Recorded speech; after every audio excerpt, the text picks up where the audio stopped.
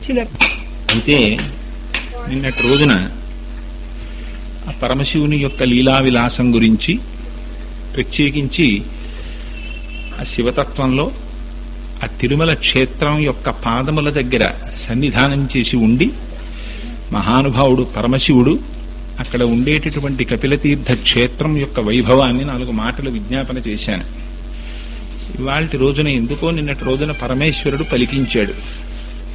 సుబ్రహ్మణ్యేశ్వర స్వామి వారి యొక్క వృత్తాంతాన్ని, ఆ స్కందోత్పత్తిని వివరిస్తానని. వాల్మీకి మహర్షి శ్రీమద్ రామాయణాన్ని రచించారు. పూజంతం రామరామేతి మధురం మధురాక్షరం ఆరుహ్య కవితాశాఖాం వందే వాల్మీకి కోకిలం. వాల్మీకేర్ మునిసింహస్య కవితా వనచారిణః శృణ్వన్ రామకథానాదం కోనయాతి పరాంగతిం. అటువంటి రామాయణ కర్త అయినటువంటి వాల్మీకి మహర్షికి సాధారణంగా ఏ కాండలోనూ ఏ సర్గలోనూ కథలకి చిట్ట చివర ఫలశ్రుతి చెప్పేటటువంటి అలవాటు వాల్మీకి మహర్షికి లేదు. అటువంటిది బాలకాండలో రామచంద్రమూర్తి విశ్వామిత్ర మహర్షిని గంగావతరణం గురించి, స్కంధోత్పత్తి గురించి అడిగినటువంటి సమయంలో మాత్రం ఆ రెండింటికి ఫలశ్రుతి చెప్పారు. చాలా విశేషమైనటువంటి ఫలశ్రుతి చెప్పారు. అందున ఆశ్చర్యం ఏమిటంటే, అనుకోకుండా ఈ సంవత్సరం రామారావుపేట శివాలయంలో ఉపన్యాసం చెప్పినప్పుడు గంగావతరణం గురించి చెప్పేటటువంటి అదృష్టాన్ని పరమాత్మ కటాక్షించాడు. ఇవాళ అనుకోకుండా ఆ సుబ్రహ్మణ్యేశ్వరుని యొక్క వృత్తాంతాన్ని, ఆ స్కందోత్పత్తిని గురించి స్వామి పలికించాలి. నేను ఎంతటి వాణ్ణి కనుక ఆయన గురించి మాట్లాడడానికి మనం సరిపోతామా? నీవే మూలము సర్వశాస్త్రములకు నిద్రాద్యవస్థాత్రయిన్, నీవే మూలము సర్వ సృష్టికి మరిన్ వృత్తాది గీతాలకున్, నీవే మూలము యజ్ఞతంత్ర కవితా నేత్రావధానంబులన్, నీవే మూలము నాదువాక్కులకును నికంబుగా శంకర అంటారు. మహానుభావుడు ఆయనే వాక్కై పలకాలి తప్ప ఆ మహేశ్వరుని యొక్క ఢమరుక మోగితే 14 సార్లు అందులోంచి వచ్చినటువంటి మాహేశ్వర సూత్రములలోంచి సమస్త వాంగ్మయం వచ్చింది. సమస్త వాంగ్మయమునకు కర్త పరమశివుడు. ఆయన యొక్క అనుగ్రహం లేకుండా పలకగలిగినటువంటి వాడు ఉండడు. ఒక్క విషయాన్ని వ్రాయగలిగిన వారు ఉండరు. పోతనామాచ్యులంతటి వారు మహానుభావుడు భాగవతాన్ని ఆంధ్రీకరించవలసి వస్తే 1కి 10 మార్లు చెప్తుంటాను ఈ విషయాన్ని నేను. అమ్మలగన్నయమ్మ ముగుదమ్మల మూలపుటమ్మ చాలా పెద్దమ్మ, సురారులమ్మ కడు పారడిబుచ్చినయమ్మ తన్ను లోనమ్మిన వేల్పుటమ్మల మనంబున ఉండెడియమ్మ దుర్గమాయమ్మ, కృపార్థినిచ్చుట కవిత్వ మహత్వ పటుత్వ సంపదల్ అని స్తోత్రం చేస్తే ఆ అమ్మవారు పరమశివానుగ్రహం ఆయన యందు ప్రసరించడానికి అవకాశం ఇచ్చింది. వాలిన భక్తి మెచ్చద నవారిత తాండవకేళికి, దయాశాలికి, శూలికి, శిఖరిజా ముఖపద్మ మయూఖ మాలికి, కపాలికి, బాల శశాంక మౌలికి, మన్మథ గర్వ పర్వతోన్మూలికి, నారదాది మునిముఖ్య మనస్సరసీరుహళికి అని స్తోత్రం చేశారు. అట్లా పార్వతీ పరమేశ్వరుల్ని స్తోత్రం చేయడం వల్ల కలిగినటువంటి అనుగ్రహవశం చేత ఆంధ్రీకరింపబడినటువంటి భాగవతాన్ని రాసినటువంటి ఆ పోతన గారు కూడా ఆ పార్వతీ పరమేశ్వర అనుగ్రహం లేకుండా ఎవ్వరూ ఏదీ చెయ్యలేరు ప్రపంచంలో. అటువంటి వాడు పరమశివుడంటే. ఆయన గురించి ఎవరు చెప్పగలరు? ఆయన యొక్క స్వరూపం ఇది అని చెప్పడం కుదరదు. పైకి చూడ్డానికి ఎంతో అమంగళంగా ఉన్నట్టుగా కనపడుతుంది. పునుకల పేరు కంఠమున భూరి భుజంగము భూషణంబుగా నమయము భస్మధారణము ఎద్రి నివాసము మీరు విల్లుగా ననువుగ దంతి చర్మమును హస్తములందు కపాల శూలముల్ పడిబడి దాల్తు శంకరు కృపావరు రూపమును ఆశ్రయించదన్ అంటారు. పైకి చూడడానికి అలా కనపడతాడు, కానీ సమస్త మంగళములు ఆయన దగ్గరే ఉన్నాయి. అందుకే ఆయన పేరే శివ. ఆయన పాదములు పట్టుకోకపోతే ఒక్క మంగళం జరిగే అవకాశం ఉండదు. అందుకే ఆ మహానుభావుణ్ణి స్తోత్రం చేస్తూ ఆయన్ని ఎవరర్థం చేసుకోగలరు? బ్రహ్మ విష్ణువులంతటి వారే మోహమునకు వశులై పరమశివుని యొక్క స్వరూపాన్ని అర్థం చేసుకోలేక ఆయన యొక్క ఆద్యంతములు తెలుసుకోవడానికి ప్రయత్నించడంలో విఫలమయ్యారు. జ్యోతిస్తంభమై ఆ అరుణాచల శిఖరం మీద వెలిస్తే మహానుభావుడి యొక్క ఆద్యంతములు తెలుసుకోలేకపోయారు. అందుకే అంటారు, భూతాత్మ భూతేశ భూతభావన రూప దేవమహాదేవ దేవవంజ, ఈ లోకములకెల్ల ఈశ్వరుండవు నీవు, బంధ మోక్షములకు ప్రభుడ నీవు, ఆర్త శరణ్యుండవగు గురుండవు నిన్ను కోరి భజింతురు కుశలమతులు. సకల సృష్టిస్థితి సంహారకర్తవై బ్రహ్మ విష్ణు శివాంశ బరగుదీవు. శక్తియుతుడవీవు శబ్దయోనివీవు జగదంతరాత్మవీవు. ప్రణమరయ అఖిలమునకును మూడు లోకములకు మూడు కాలములకు మూడు రూపములకు మూలమగుచు భేదమగుచు తుదికి అభేదమయ్యొప్పారు బ్రహ్మమనగా నీవే పాలనయ్యన. చూడడానికి బ్రహ్మగా విష్ణువుగా మహేశ్వరుడిగా మూడు రూపములుగా కనపడి తుట్టతుదన చిట్ట చివరికి ఏకం సత్ ఏకమేవా అద్వితీయం బ్రహ్మ ఉన్నదొక్కటే పదార్థము. ఏకస్త్వమేవ బహుధా భవభాసి లోకే నిశంకధీర్ వృషభకేతన మల్లినాథ శ్రీభ్రామరి ప్రియ సుఖాశ్రయ లోకనాథ శ్రీశైలశేఖర విభో తవ సుప్రభాతం అంటారు. ఉన్న ఒక పరమాత్మయే బ్రహ్మగా విష్ణువుగా శివుడుగా ముగ్గురుగా ఉండి సృష్టి స్థితి లయములను చేస్తూ ఉంటాడు. అటువంటి పరమాత్మ ఆయన గురించి చెప్పడం కాని ఆయన్ని అర్చించడం కాని నిజంగా సాధ్యమయ్యే విషయాల శంకర భగవత్పాదులంతటి వారు శివానందలహరిలో కైమోడ్చి, స్వామి నీకు నేను ఏమని పూజ చేయగలనయ్యా? వస్త్రోద్ధూత విధౌ సహస్రకరత పుష్పార్చనే విష్ణుత గంధే గంధవహాత్మతాన్న పచనే బర్హిర్ముఖాద్యక్షత పాత్రే కాంచన గర్భతాస్తి మయిచే బాలేందు చూడామణి శుశ్రూషాం కరవాణితే పశుపతే స్వామిన్ త్రిలోకీ గురో అని స్తోత్రం చేశారు. స్వామి నీకు నేను ఏ విధంగా అర్చన చెయ్యగలనయ్యా? నువ్వేం సామాన్యుడివా? అనంత కోటి బ్రహ్మాండములు నిండి నిబిడీకృతమైపోయినటువంటి స్వామివి. నీకు నేను అర్చన చెయ్యనా? ఎలా చేస్తాను? వస్త్రోద్ధూత విధౌ సహస్రకరత. నీకు వస్త్రం సమర్పించాలంటే సహస్ర కిరణములు కలిగినటువంటి సూర్య భగవానుడు ఒక్కడే చెయ్యగలడు. ఎందుకని? ఆయన కిరణములు అంతటా ప్రసరిస్తాయి కాబట్టి. వస్త్రోద్ధూత విధౌ సహస్రకరత పుష్పార్చనే విష్ణుత. నీకు పుష్పార్చన చెయ్యాలంటే ఒక్క శ్రీ మహావిష్ణువు చెయ్యగలరు. ఎందుకు చెయ్యగలరు? ఆయన అంతటా వ్యాపించి ఉన్నవారు కనుక ఆయన చెయ్యగలరు. గంధే గంధవహాత్మతాన్న పచనే బర్హిర్ముఖాద్యక్షత. నీకు ధూపం వెయ్యాలంటే నా చేతనవుతుందా స్వామి? ఆపాతాళ నభస్థలంత భువన బ్రహ్మాండమా విస్ఫుర జ్యోతిస్ఫాటిక లింగ మౌళి విలసత్పూర్ణేందు మాంతామృతై అస్తోకాప్లతమేకమీశమనిశం వృద్ధానుమాకాంజపన్. అంతటా నిండి నిబిడీకృతమైపోయినటువంటి పరమేశ్వరుడికి నేను ధూపం ఇవ్వనా స్వామి? అది ఒక్క వాయువు చెయ్యగలడు. అంతటా ప్రసరిస్తాడు కనుక నీకు నేను ఏమని పదార్థాన్ని పచనం చేసి నివేదన చెయ్యగలను? అగ్నిముఖాధ్యక్షుడైనటువంటి ఇంద్రుడు బహుశಃ చెయ్యగలిగితే చెయ్యవచ్చు. స్వామి నీకు అర్ఘ్యపాత్ర సమర్పిద్దామంటే దానికి హిరణ్యగర్భుడొక్కడే తగినవాడు. నేనేమివ్వగలనయ్యా తండ్రి? ఈ అంశాలన్నీ నాలోకొస్తే నేను నీకు ఇవి చెయ్యగలనేమో. అంటే ఆత్మస్వరూప జ్ఞానము కలిగిన నాడు చెయ్యగలనేమో. ఎందుకని ఆయనకి మనకి తేడా లేనటువంటి స్థితి కలుగుతుంది కనుక. పాశబద్ధస్తథా జీవ పాశముక్తో సదాశివ. పాశములతోటి బంధింపబడి ఉండి సంసారమునందు మగ్నుడై జ్ఞానము లేక అజ్ఞానమునందు మగ్గినంతసేపు వాడు పశువే. ఎందుకని? మనము పశువు, ఆయన పశుపతి. శంకర భగవత్పాదులు చాలా అద్భుతమైన స్తోత్రం చేస్తారు శివానందలహరిలో. స్వామి నువ్వు నన్ను కాపాడడానికి నీకు నాకు ఉన్న బంధం ఒక్కటి చాలదు. ఏమిటా బంధం? స్మృతౌ శాస్త్రే వైద్యే శకున కవిత గానఫణితౌ పురాణే మంత్రే వా స్తుతినటన హాస్యేష్వచితుర కమర్థం రాజ్ఞాం ప్రీతిర్భవతి మహికోహం పశుపతే పశుం మాం సర్వజ్ఞ ప్రధిత కృపయా పలయ విభో. స్వామి నేను పశువుని, నువ్వు పశుపతివి. నాకేమి శాస్త్రాలు వచ్చు స్వామి? ఇది శంకర భగవత్పాదులు అడిగిన ప్రశ్న. శంకరుల కన్నా గొప్పవారున్నారండి ప్రపంచంలో. శృతి స్మృతి పురాణానాం ఆలయం కరుణాలయం నమామి భగవత్పాదం శంకరం లోకశంకరం. ఏ మహానుభావుని యొక్క పాద పద్మములు పట్టినంత మాత్రం చేత శృతి స్మృతి పురాణములు ఏ విధమైనటువంటి సందిగ్ధము లేనటువంటి స్థితిలో భాషిస్తాయో అటువంటి జగదాచార్యుడైనటువంటి శంకరుడు జ్ఞానావలంబకుడు కనుక, మహానుభావుడు జ్ఞానమూర్తి కనుక శంకరుణ్ణి స్తోత్రం చేస్తూ అంటారు. స్వామి నాకేమొచ్చు? స్మృతౌ శాస్త్రే వైద్యే శకున కవిత గాన ఫణితౌ. నాకు సంగీతం వచ్చా, శకున శాస్త్రం వచ్చా?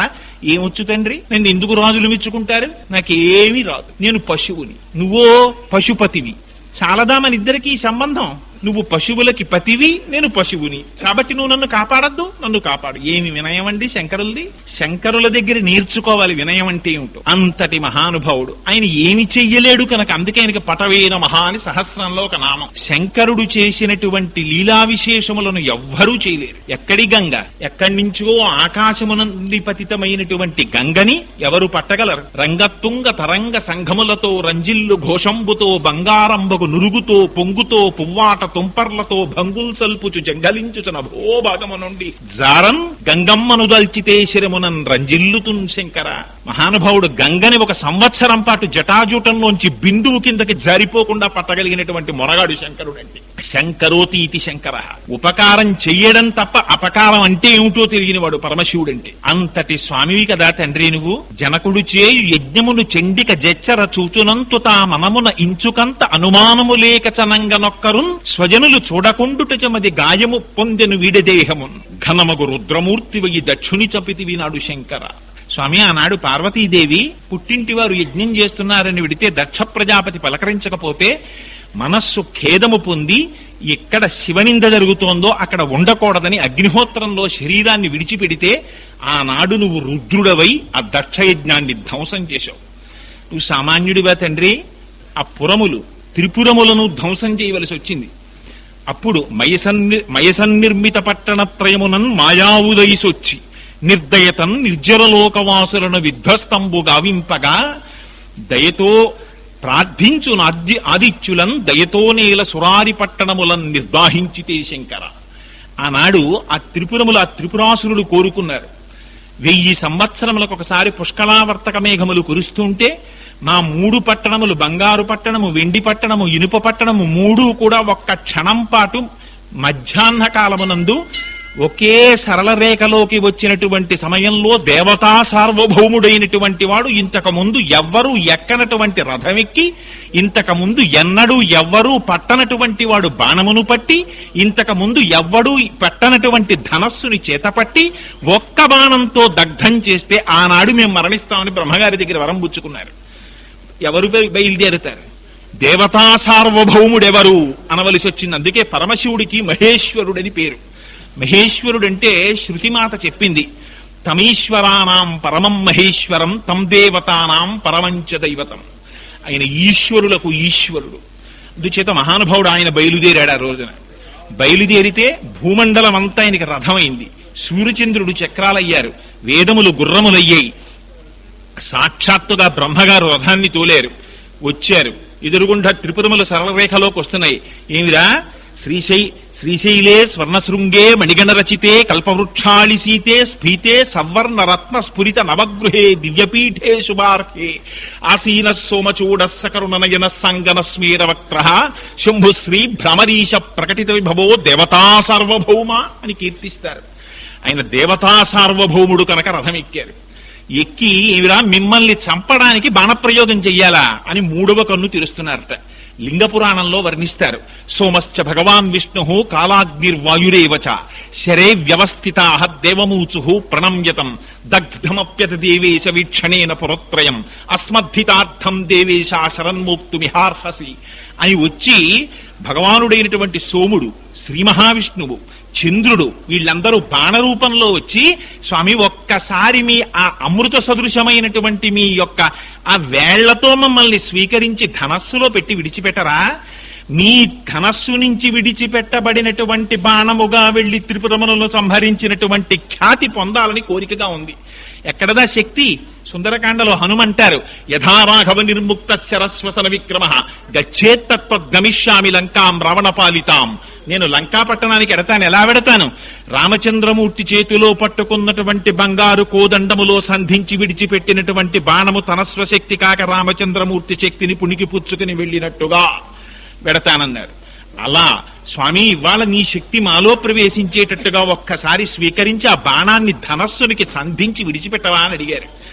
అలా అడిగినందుకుట శ్రీ మహావిష్ణువుకి తన శరీరంలో సగభాగం ఇచ్చారు. అది హరిహర స్వరూపం, స్కంద పురాణంలో వర్ణిస్తారు. అందుకని ఆయన పార్వతీదేవికి ఉపదేశం చేశారు మళ్ళీ ఎలా సగభాగాన్ని పొందాలి అన్న విషయంలో. అప్పుడు వచ్చింది శివాష్టోత్తర శతనామ స్తోత్రం. అందుకని శివానందలహరిలో శంకరులు అంటారు, బాణత్వం వృషభత్వమర్ధవపుషా భార్యాత్వం ఆర్యాపతి ఘోణిత్వం సఖితా మృదంగవహత చేత్యాది రూపం తథౌ తత్పాదే నయనార్పణంచ కృతవాన్ తద్దేహభాగో హరి పూజ్యాత్ పూజ్యతరస్య హిమచేత్కో వా తదన్యోధిక. ఒకసారి బాణం అయ్యారు. ఒకసారి వరాహ రూపంలో ఆయన యొక్క ఆది కనుక్కోవాలని కిందకెళ్లారు. సాయం సంధ్యా సమయంలో పరమశివుడు కైలాస పర్వతం మీద నాట్యం చేస్తుంటాడు మహానుభావుడు. ఆ నటరాజమూర్తి విశేషమైనటువంటి మూర్తి. ఒక చేతిలో ఢమరుకుంటుంది, ఒక చేతిలో అగ్నిహోత్రం ఉంటుంది, మధ్యలో శిరస్సు ఉంటుంది, ఆ కడుపుకి పావులు చుట్టుకుని ఉంటాయి. కుడిపాదంతో అక్కడ ఉండేటటువంటి ఆ అంధకాసురుడనే రాక్షసుడిని తొక్కుతూ ఉంటారు. ఎడంపాదం పైకెత్తి ఉంటుంది. నాట్యం నేర్చుకున్న, సంగీతం నేర్చుకున్న, బ్రహ్మ విద్య నేర్చుకున్న నటరాజస్వామి పాదములకు మొక్కుతారు. ఇందుచేత ఆ నటరాజమూర్తి యొక్క స్థితి అటువంటిది. ఆకాశాద్వాయు అని ఆకాశములోంచి సమస్త సృష్టి వచ్చింది. ఆ ఆకాశము శబ్దము చేత ప్రతీకము. అందుకని ఢమరుకని చేతిలో పట్టుకుంటారు, నేనే సృష్టికారుణ్ణి. ఒక చేతిలో అగ్నిహోత్రాన్ని పట్టుకుంటారు, నేనే లయకారుణ్ణి. ముఖం నవ్వుతూ ఉంటుంది, నేనే స్థితికారుణ్ణి, నేనే బ్రహ్మ, నేనే విష్ణువు, నేనే శివుడు. తెలుసుకున్నవాడికి నేనే సమస్తం. మూడు లోకములకు, మూడు కాలములకు, మూడు మూర్తులకును మూలమగుచు భేదమగుచు తుదిక భేదమయ్యొప్పారు బ్రహ్మమనగ నీవే పాలనయన. అందుకే ఆయన స్వరూపం అగ్ని ముఖంబు, పరాపరాత్మకమాత్మ, కాలంబు గతి, రత్నగర్భ పదము, శ్వసనంబు నీ యూర్పు, రసన జలేషుండు, దిశలు కర్ణంబులు, దివము నాభి, సూర్యుండు కన్నులు, శుక్లంబు సలిలంబు, జఠరంబు జలధులు, చెదలు శిరము, సర్వౌషధులు రోమచయము, శల్యంబులద్రులు, మానసమృతకరుండు, ఛందములు ధాతువులు, ధర్మసమితి హృదయము, ఆస్యపంచకము పరిషదాహ్వయంబు, అయిన నీరూపు సదసత్వమై శివాఖ్యయై స్వయం జ్యోతి అయ్యొప్పు ఆజ్యమగుచు. స్వామి నిన్ను ఎవరు తెలుసుకోగలరయ్యా? అండపిండ బ్రహ్మాండములు నిండి నిబిడీకృతమైపోయినటువంటి వాడివి. అంతటి పరమాత్మ ఎంత తేలిగ్గా లొంగిపోతారు. ఏ వేదంబు పఠించే లూత, భుజగం దేశాస్త్రములు సూచే, తానే విద్యాభ్యాసమునర్చె కరి, చించే మంత్రమూహించే, బోధావిర్భావ నిదానముల్ చదువులయ్యా కాదు, నీ పాద సంసేవాసక్తియ కాక జంతుతతికిన్ శ్రీకాళహస్తీశ్వర అంటారు ధూర్జటి కాళహస్తీశ్వర శతకంలో. స్వామి నీ భక్తయా కావలసింది. ఆ సాలెపురు ఏం నేర్చుకుంది? ఆ పాము ఏం నేర్చుకుంది? ఆ ఏనుగు ఏం నేర్చుకుంది? ఆ భక్తి ఉన్నదా? పునరావృత్తి రహిత శాశ్వత శివ సాయుధ్య స్థితిని వాటికి కల్పించావు. వటుర్వా గేహీవా యతిరపి జటీవా తదితరో నరోవా యక్కశ్చిద్భవతు భవ కింతేన భవతి. యదీయం హృత్పద్మం యది భవదధీనం పశుపతేహే తదీయస్త్వం శంభో భవసి భవ భారంచ వహసి. ఏమి సిద్ధాంతం అండి శంకర భగవత్పాదులది! భక్తికి పెద్దపీట వేస్తూ అంటారు, ఎందుకురా వటుర్వా, నువ్వు ఒడుగు చేసుకున్నటువంటి వటువు అయితే ఎవరికి కావాలి? వటుర్వా గేహీవా, నువ్వు గృహస్థాశ్రమం ఉంటే ఎవరికి గొప్ప? నువ్వు సన్యాసివా? ఎవరికి గొప్ప? నువ్వు శిరోముండనం చేయించుకున్నావా? ఎవరికి గొప్ప? నువ్వు కట్టుకున్న వస్త్రాలా? ఎవరికి గొప్ప? ఇవి కాదురా పరమశివుడు చూసేది. బాహ్యాడంబరం ఆయనకి కావలసింది ఇది కాదు. యదీయం హృత్పద్మం యది భవదధీనం పశుపతేహే తదీయస్త్వం శంభో భవసి భవ భారంచ వహసి. నీ హృత్పద్మాన్ని, మనస్సు అనేటటువంటి కమలమును తీసి శంకరుడి పాదముల దగ్గర పెట్టావా? మహానుభావుడు నీ వెంట పరిగెత్తుకొస్తాడ్రా. అర్జునుడితోటి దెబ్బలు తిన్నాడ్రా. కోదండంబుల నిట్టులుండరు జటాకోటీరముల్ కుక్షివక్షోదేశంబుల నంసభాగముల సక్రోధంబునం వేయుచున్ రోదోంతంబుల నట్టహాసముల నార్పుల్ పిక్కటిల్లంగ బాహాదర్పంబున మల్ల సంగరము చేయించు చిరు రుద్రార్జునులు. కోదండం ఎత్తి కొట్టాడ్రా శంకరుణ్ణి. కొడితే పొంగిపోయాడు కిరాతార్జునీయంలో. అంతటి వాడ్రా భక్తికి లొంగిపోతాడు పరమాత్మ. అందుకే అంటారు, స్వామి నేను నిన్ను ఏమని స్తోత్రం చేయగలను? నేను స్తోత్రం చెయ్యలేను. నాకు కావలసిందేమిటి? సర్వకాలములయందు నీ పాదపద్మములయందు భక్తిని నాకు కటాక్షించు. అంతకన్నా నేను కోరుకునేటటువంటిది ఏమీ లేదు. ఎందుకని? ఏ జన్మైనా రావచ్చు కాక. నరత్వం, దేవత్వం, నగవన మృగత్వం, మచకత, పశుత్వం, కీటత్వం భవతు విహగత్వాది జనం సదాత్వ పాదాబ్జ స్మరణ పరమానందలహరి విహారాసక్తం చేద్రూదయమిహ కింతేన వపుష. చేసుకున్నటువంటి కర్మను అనుసరించి శరీరం వస్తుంది, దాని గురించి పెద్ద బాధేం లేదు. కానీ భక్తి ఎక్కడి నుంచి వస్తుంది?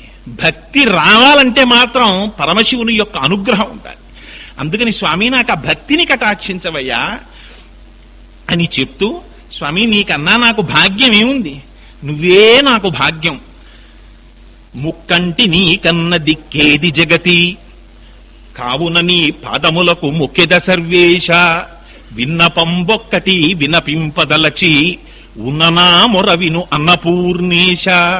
నాకేం కావాలి తండ్రి?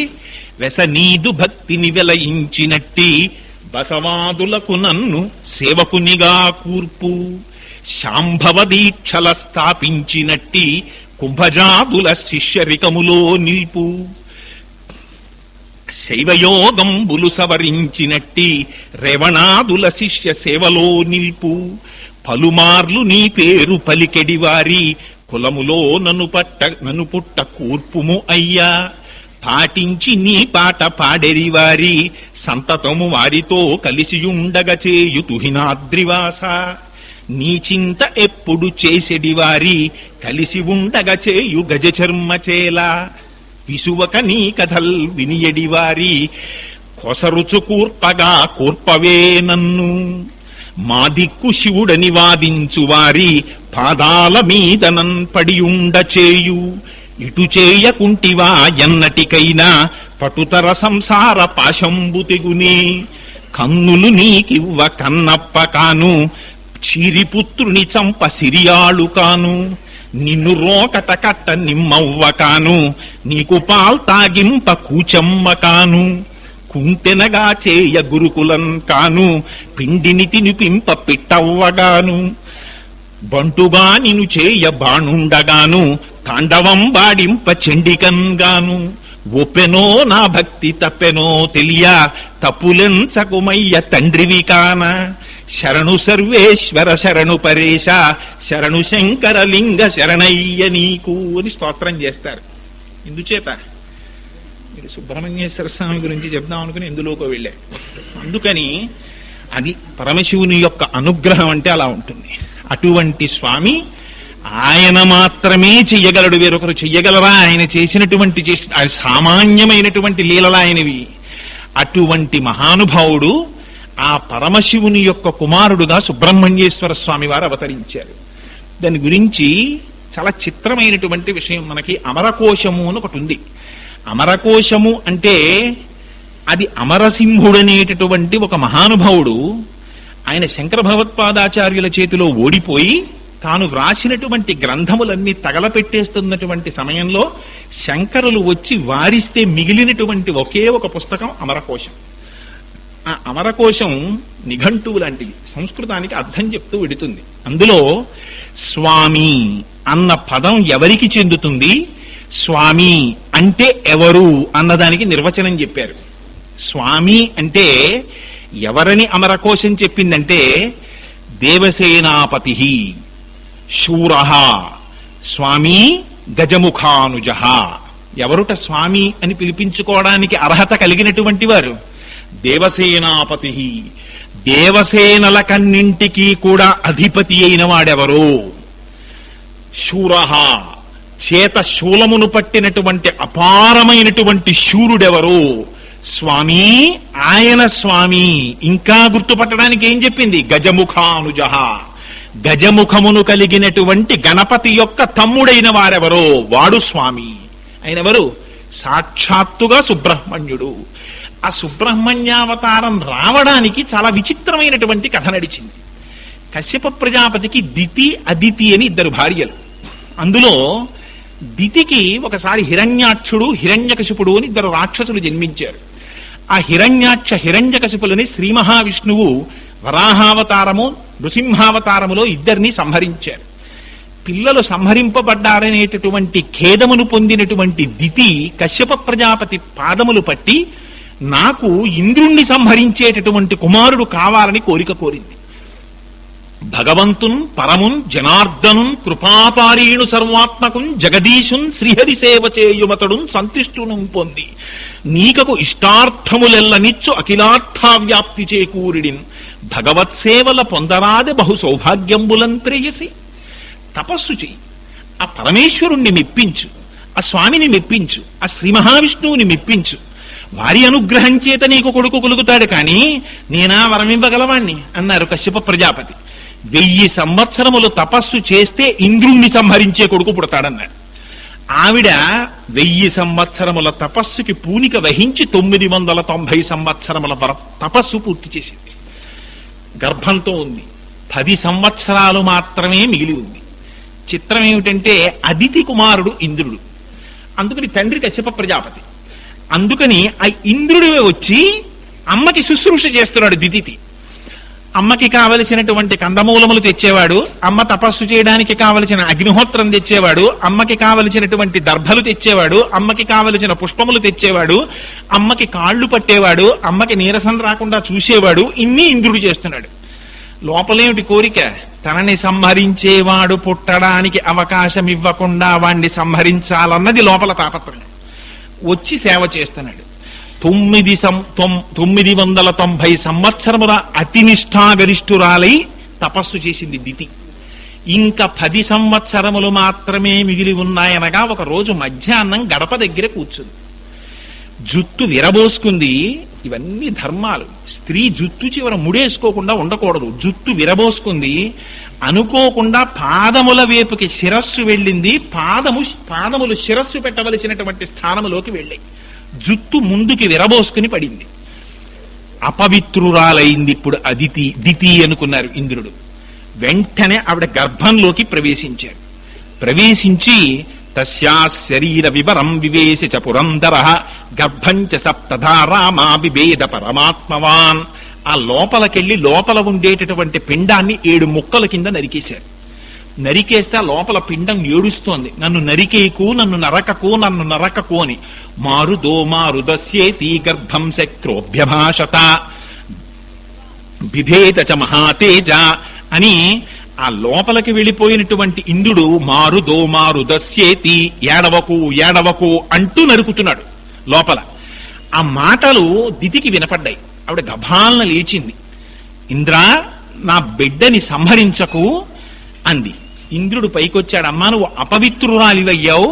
నేను నీ గర్భములోకి ప్రవేశించి పిండాన్ని 7 ముక్కల కింద ఛేదించాను. నా తప్పు లేదమ్మా, నన్ను క్షమించు అని చేతిలో వజ్రాయుధం పట్టుకుని నమస్కారం చేశాడు. చేస్తే ఆవిడంది, నాయన 990 సంవత్సరములు తపస్సు చేశాను. చేస్తే పెరిగిన బిడ్డ 7 ముక్కలు చేశావు. ఈ 7 ముక్కలు కూడా 7 మహాపురుషులై వాయువు అభిమాన దేవతలుగా కలిగి నీ చేత కడుపులో మారుదహ అనిపించుకున్నారు కాబట్టి మరుత్తులై, ఒకరు బ్రహ్మలోకములో, ఒకరు ఇంద్రలోకములో, ఒకరు అంతరిక్షములో, 4 దిక్కులా 7 వాయువుకి అభిమాన దేవతలుగా సంచరించుగాక.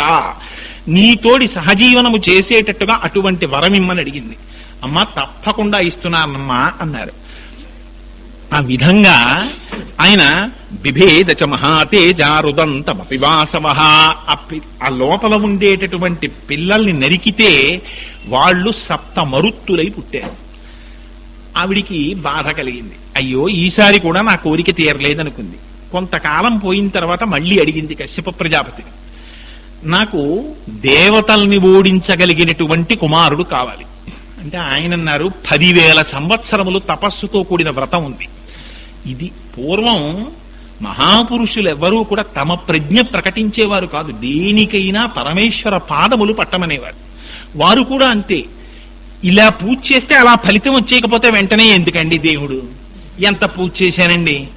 దుర్జట్ అంటాడు, నేను సేవింపక నాపదల్ పొడమని, నిత్యోత్సవం బబ్బని, జనమాతృండనని, సంసార మోహంబు పైకొనని, జ్ఞానము కల్గని, గ్రాహకుల్ కుందింపని, మేలు వచ్చిన రాణి అవి నాకు భూషణములే శ్రీకాళహస్తీశ్వర. అది భక్తి అంటే. స్వామి, నిన్ను సేవించడం వల్ల నాకు కష్టాలే రాని, నాకు సుఖాలే రాని, నాకు గ్రహగతులు కుందింపని, నాకు మేలు వచ్చిన రాణి, అవన్నీ నాకు భూషణములే, నీ చేత కటాక్షింపబడినటువంటి వరాలి. అంతగా పరిఢవిల్లినటువంటి భక్తి. అందుకని 10,000 సంవత్సరములు తపస్సు చేయమన్నారు కశ్యప ప్రజాపతి. 10,000 సంవత్సరములు తపస్సు చేస్తే ఆవిడికి వజ్రాంగుడనేటటువంటి కుమారుడు కలిగాడు. వాడు పుట్టుకతోనే శరీరం అంతా వజ్రంతో సమానమైనటువంటి కాఠిన్యముతో ఉండేది ఆ శరీరం. అటువంటి వజ్రాంగుడు పుట్టాడు. వాడు 3 లోకములలో వాడిని జయించగలిగినటువంటి వాళ్ళు లేరు. అందుకని వాడు పుడుతూనే బయలుదేరాడు. మొట్టమొదట వాడికి కన్నెర్ర ఎవరి మీదంటే ఇంద్రుడి మీద. ఎందుకని, అంతకుముందు వాళ్ళ యొక్క తల్లిగారి గర్భంలోకి ప్రవేశించి ఆ లోపల ఉన్నటువంటి పిల్లల్ని నరికేడని. అందుకని వెళ్ళి ఆ ఇంద్రుణ్ణి పదవీచ్యుతుణ్ణి చేశాడు. చేసి 3 లోకములు ఆక్రమించాడు. ఇంద్రుడు వెళ్ళి బ్రహ్మగారికి మొరపెట్టుకున్నాడు. చతుర్ముఖ బ్రహ్మగారు ఒకనాడు వజ్రాంగుడి దగ్గరికి వచ్చారు. వచ్చి, తప్పునైనా ఇంద్రుడి యొక్క రాజ్యం ఇంద్రుడికి ఇచ్చేయమని రాజ్యం ఇప్పించి తత్వోపదేశం చేశాడు. వజ్రాంగుడు అపారమైనటువంటి సత్వగుణం కలవాడిగా మారిపోయాడు. కానీ వెళ్ళిపోతూ చతుర్ముఖ బ్రహ్మగారు ఒక వరాంగి అనబడేటటువంటి ఒక గొప్ప స్త్రీని సృష్టించి కానుకగా ఇచ్చాడు. ఆవిడ్ని భార్యగా స్వీకరించాడు వజ్రాంగుడు. ఇది శివమహాపురాణంలోంచి చెప్తున్నాను. అందుకని ఎప్పుడైతే ఆవిడ్ని స్వీకరించాడో వరాంగిని, కొంతకాలం అయిపోయిన తరువాత వరాంగిని నువ్వు ఏదైనా వరం అడుగు అన్నాడు. అంటే ఆవిడంది, 3 లోకములను ఓడించగలిగినటువంటి వాడు, శ్రీ మహావిష్ణువు యొక్క ఖేదమునకు కారణమయ్యేవాడు నాకు కొడుకుగా కావాలని. ఎంత దిక్కుమాలిన వరం కోరుకుందో చూడండి ఆవిడ. అంటే ఏమిటి? సమస్త లోకములను పీడించేవాడు. ఎందుకని? శ్రీ మహావిష్ణువు ఎప్పుడు స్థితికారకుడు. ఆయన లోకములను అన్నింటినీ రక్షిస్తూ ఉంటారు. ఎక్కడెక్కడ ధర్మము భ్రష్టు పడుతుందో అక్కడక్కడ అవతారములు స్వీకరిస్తారు. ఆయనకి అవతారం స్వీకరించవలసిన అవసరమే ఉంది. అజాయమానో బహుదా విచాయితే.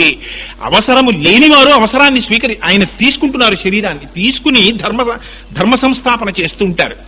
అందుకని ఆవిడ వరాన్ని విని పాపం ఆ వజ్రాంగుడు చాలా ఖేదపడ్డాడు. అరే రే, భార్య ఇటువంటి వరాన్ని కోరింది, ఇవ్వకపోతే ధర్మాన్ని తప్పిన వాడిని అవుతాను, ఇస్తే లోకములకంతటికీ కంటకప్రాయుడైన కుమారుడు జన్మిస్తాడు. సరే, పరమేశ్వరేచ్ఛ ఎలా ఉంటే అలా జరుగుతుందని నీకు అటువంటి వరం ఇచ్చానన్నాడు. అన్న తరువాత ఆ వరాంగికి ఒక కుమారుడు జన్మించాడు. వాడి పేరు తారకాసురుడు. ఆ కొడుకు పుట్టాడు. పుట్టగానే ఎంత గొప్ప లక్షణాలు దొరికాయో, ఎంత గొప్ప శకునాలు కనపడ్డాయో తెలుసా అండి? దిక్కులన్నిట నిష్కారణంగా అగ్నిహోత్రం ప్రజ్వరిల్లిందిట. నదులన్నీ కలియబడి తిరుగుతూ అశాంతిని పొందేట. గాలి విపరీతమైనటువంటి వేగంతో వేచి ధూళిధూసరభూరితమైందిట. కుక్కలన్నీ మోరలెత్తి ఏడ్చి నెత్తురు కక్కేయట. పశువులు నిష్కారణంగా ఎవరో కర్రలతో కొట్టినట్టుగా తమ కట్టుగాటుకి అటూ ఇటూ తిరుగుతూ మలమూత్రములను విసర్జించేయట. ఎక్కడో రథముల సవ్వడితో అపారమైన వేగంతో శత్రు సైన్యం వస్తున్నటువంటి ధని రాజ్యంలో వినపడిందిట. కొండ గుహలలోంచి భయంకరమైనటువంటి శబ్దాలు వినపడ్డాయిట. ఇన్ని దుశ్శకునములు కనపడ్డాయి. అటువంటప్పుడు పుట్టాడు తారకాసురుడు. వచ్చారు కశ్యప ప్రజాపతి, వాడికి తారకాసురుడు అని నామకరణం చేశారు. వాడు తల్లి వరాంగి యొక్క అనుమతి తీసుకుని ఘోరమైన తపస్సు చేస్తానని అరణ్యానికి వెళ్ళాడు. శివమహాపురాణంలో వాడి తపస్సుని వర్ణించారు. ఇప్పుడు ఎటువంటి తపస్సు చేశాడో తెలుసా అండి? నిజంగా తారకాసురుడు చేసిన తపస్సు లాంటి తపస్సు అద్భుతం. వాడు ఒంటికాలి మీద నిలబడి 100 ఏళ్లు చేశాడు. బొటనవేలు మీద నిలబడి 100 ఏళ్లు చేశాడు. చెట్టు కొమ్మ మీద నిలబడి 100 ఏళ్లు చేశాడు. నీటిలో నిలబడి 100 ఏళ్లు చేశాడు. అగ్నిహోత్రంలో నిలబడి 100 ఏళ్లు చేశాడు. సూర్యుణ్ణి చూస్తూ 100 ఏళ్లు చేశాడు. పొగ తాగుతూ 100 ఏళ్లు చేశాడు. తిరగబడి చేతుల వేళ్ల కొసల మీద నిలబడి 100 ఏళ్లు చేశాడు. ఇంత తపస్సు చేస్తే వాడిలోంచి వచ్చినటువంటి ఆ తపోధూమానికి దేవతలందరూ వెళ్లి బ్రహ్మగారిని ప్రత్యక్షమన్నారు. చతుర్ముఖ బ్రహ్మ ప్రత్యక్షమయ్యారు. ఇంత తపస్సు చేసి వాడు కోరిన కోరిక ఎంత విచిత్రమైన కోరిక కోరాడో చూడండి. బ్రహ్మగారు ప్రత్యక్షమైతే వాడు అడిగాడు, నీ యొక్క సృష్టిలో ఉన్నటువంటి బ్రహ్మాండములలో నన్ను ఓడించగలిగినటువంటి వాడు ఉండకూడదు. 2, పరమశివుని యొక్క వీర్యములోంచి ఉద్భవించినటువంటి వాడు మాత్రమే నన్ను సంహరించగలిగినటువంటి వాడై ఉండాలి. నాకు అటువంటి వరం ఇమ్మన్నాడు. అసలు పరమశివుడు కామాన్ని దహించినటువంటి వాడు. ఆయనకి కామమేమిటి? ఆయన ఊర్ధ్వరేతస్కుడు. ఆయనకి రేతస్కలనం ఏమిటి? ఆయనకి కుమారుడు పుట్టడం ఏమిటి? ఎంత తెలివితేటలుగా అడిగాడు చూడండి వాడు ఆ కోరికని.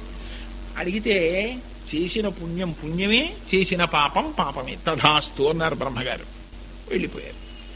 వీడు ఎప్పుడైతే ఈ వరం వచ్చిందో బయలుదేరాడు. ఇంద్రాది దేవతలందరినీ కూడా తమ యొక్క పదవులలోంచి భ్రష్టుల్ని చేశాడు. బ్రహ్మాండమైనటువంటి ఆగడాన్ని ప్రారంభించాడు. చూశారు, ఎలా వీడిని నియంత్రించడం అనుకున్నారు. అనుకుని ఆ దేవతలందరూ బయలుదేరి బ్రహ్మగారి దగ్గరికి వెళ్ళారు. ప్రస్తుతం పరమశివుడు తపోనిష్టలో ఉన్నాడు. పార్వతీదేవి అపర్ణయ్య సేవ చేస్తోంది. వాళ్ళిద్దరి మధ్య సానుకూల్యత కలిగితే తప్ప కుమారుడు జన్మించడు. ఆ కుమారుడు జన్మిస్తే తప్ప దేవసేనకి ఆధ్యక్షము వహిస్తే తప్ప తారకాసురుడు సంహరింపబడడు అని పార్వతీ పరమేశ్వరుల మధ్య ప్రణయం అంకురించేటట్టుగా ప్రయత్నాన్ని ప్రారంభం చేశారు. సరే, ఆ తరువాతి కథ మీకు తెలుసు. మన్మధుడు వెళ్ళడం, ఆయన్ని 3వ కంటితో పరమశివుడు దహించడం, ఎట్టకేలకి వాళ్ళిద్దరి మధ్య వివాహం జరగడం. అబ్బో, ఆ శివమహాపురాణంలో పార్వతీ కళ్యాణం జరగడానికి ఎన్ని అడ్డంకులు, ఎన్ని అడ్డంకులు వచ్చాయో. సప్తర్షులు వెళ్ళారు, అరుంధతి వెళ్ళింది, రాయబారం నడిపించారు, ఆఖరికి సందేశం చెప్పారు. మేనకాదేవి ఒప్పుకుంది. ఒప్పుకున్న తర్వాత కూడా పరమశివుడు అనేకమైనటువంటి చిత్రాతి చిత్రమైన స్వరూపాలు చూపించాడు. పాపం ఆవిడికి అల్లుడిని చూసుకోవాలని కోరిక. నాకు ఆ ఘట్టం మాత్రం చాలా ఆశ్చర్యంగా ఉంటుంది శివమహాపురాణంలో. నిజంగా పాపం అల్లుడిని చూసుకోవాలని ఆ మేనకాదేవి కోరిక. నించుంది, గవాక్షంలో నించుంది. ఎక్కడెక్కడి వాళ్ళు వచ్చేస్తున్నారు. పరమశివుడి కళ్యాణం అంటే ఆయనకి బంధుత్వం లేని వాళ్ళు ఎవరు ఉంటారండి? సప్తర్షులు, దేవ, దానవ, యక్ష, గంధర్వ, కిన్నెర, కింపురుషులు అందరూ వస్తున్నారు. వస్తుంటే మొదట చతుర్ముఖ బ్రహ్మగారు వెళ్ళిపోతున్నారు ఋషిమండలాలతో. వెళ్ళిపోతుంటే ఆయన్ని చూసి అడిగింది ఆవిడ, ఈయనేనా మా అల్లుడు అని అడిగింది. పక్కన నారదుడు నించుంటే, అబ్బెబ్బే ఆయన మీ అల్లుడు కాదమ్మా, ఆయన శంకర కింకరుడు. అలాంటి వాళ్ళు ఎందరో వెళ్ళిపోతూ ఉంటారు. వెళ్ళిపోతే అయ్యో పాపం సృష్టిలో మొట్టమొదటివాడు, సృష్టి చేశాడు, ఈయన కపాలం కూడా శ్మశానంలో పడిపోవడమే అని గౌరవించి మెళ్ళో పెట్టుకుంటూ ఉంటాడు మీ అల్లుడు. అలా ఒక పెద్ద పుర్రెలమాల ఒకటేసుకుంటాడు. ఆ పుర్రెలమాల ఏమిటో తెలుసా? ఆయనకి మెళ్ళో గొలు చేసుకోవడానికి డబ్బులే కాదమ్మా, ఐశ్వర్యం అంతా ఆయన దగ్గరుంది. శంకర భగవత్పాదులు శివానంద లహరిలో వర్ణిస్తారు పరమశివుడు ఐశ్వర్యం అంటే ఎలాంటిదో తెలుసా అండి? కరస్తే హేమాద్రౌ గిరిశ వికటస్తే ధనపతౌ. ఆయన గృహస్థే స్వర్భూజామరసురభి చింతామణిగణే శిరస్తే ఫాలాంశౌ చరణయుగళస్తే అఖిల శుభౌ కమర్థం దాస్యేహం భవతు భవదర్థం మమ మనః. ఆయన చేతిలో బంగారు కొండ పట్టుకుంటారు. స్వామి నీ దగ్గర బంగారు కొండ ఉంది, కానీ ఎప్పుడైనా రూపాయి కావలసి వస్తే మళ్ళీ ఓ గొడ్డలిట్టి ఆ బంగారం ముక్కోటి కొట్టుకుని ఆ ముక్కోటి అట్టుకుని ఏ కొట్టుకో వెళ్ళి దాన్ని అమ్ముకుని డబ్బులు తెచ్చుకోవాలి కదా. అందుకని డబ్బులున్నాయంటావేమో. నవనిధులకు అధిపతి అయిన కుబేరుడు ఆయన పక్కన నిలబడి ఉంటాడు. ఎప్పుడైనా ఆయనకు అవసరం వస్తుందేమో ఇద్దామని. అందుకని ఇంక నువ్వేమిస్తావు? ఆయన ఇల్లు స్వర్భూజామరసురభి చింతామణిగణే. ఆయన ఇల్లు కట్టింది చింతామణులతోటి. ఇలా చింతిస్తే కోరికలు తీర్చే చింతామణి అమ్మవారు ఆయన చేయి పట్టుకుంది. చింతామణి పాణిగ్రాహి ఆయన. కామధేను ఆయన దగ్గరుంది, కల్పవృక్షం ఆయన దగ్గరుంది. ఆయనకు మోక్షం ఇస్తానంటావేమో. మోక్షం ఇచ్చేవాడు ఆయన అని చెప్పడానికి తల మీద చంద్రరేఖను ఆయన ధరించాడు. శంకరులు అంటారు, చంద్రోద్భాసిత శేఖరే స్మరహరే గంగాధరే శంకరే సర్పైర్భూషిత కంఠకర్ణ వివరే నేత్రోత్థ వైశ్వానరే దంతిత్వకృత సుందరాంబరధరే త్రైలోక్య సారే హరే మోక్షార్థం కురుచిత్త వృత్తి మమలాం అంతయిస్తు కింకర్మభిహి అని. అటువంటి శంకరుడికి నువ్వేమిస్తావు? ఆయనకి నువ్వు ఇవ్వగలిగింది ఏం లేదు. అందుకని ఏం చేస్తావు? స్వామి నా మనస్సుని తీసుకుని నీ పాదముల దగ్గర పెట్టేసుకో. ఆ మనస్సు పరమశివుడి దగ్గర పెట్టడం కోసం శంకర భగవత్పాదులు ఎన్ని శ్లోకాలు మనకిచ్చారోనండి. నిజంగా శంకరుల రుణం ఏమిచ్చి తీర్చుకోలేదు ఈ జాతి. ఎందుకని? అహం బ్రహ్మాస్మి స్థాయికి వెళ్ళిపోయినటువంటి మహానుభావుడు అమ్మవారిని ఉద్దేశించి ఒక ప్రార్థన చెయ్యాలంటే మనకి చేత కాదు.